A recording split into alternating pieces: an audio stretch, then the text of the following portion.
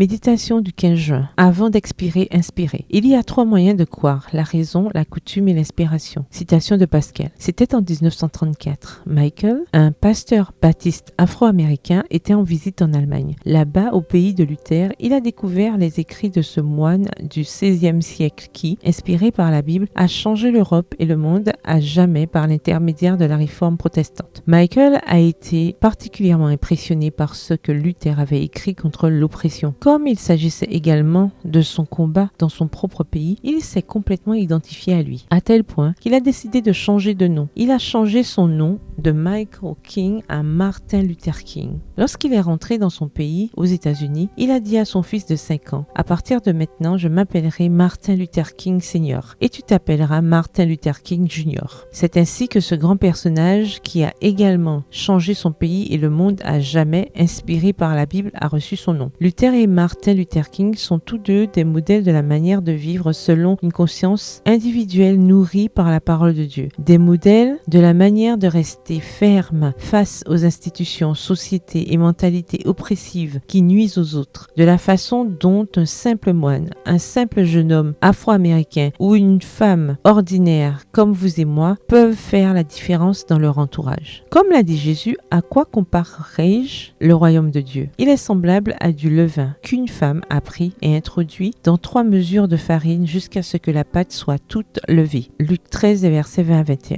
Nous sommes ici pas seulement pour respirer, survivre et un jour expirer pour toujours. Nous sommes ici pour inspirer à vivre dans l'atmosphère du ciel maintenant, dans notre entourage. Comme la levure qui fait lever la pâte.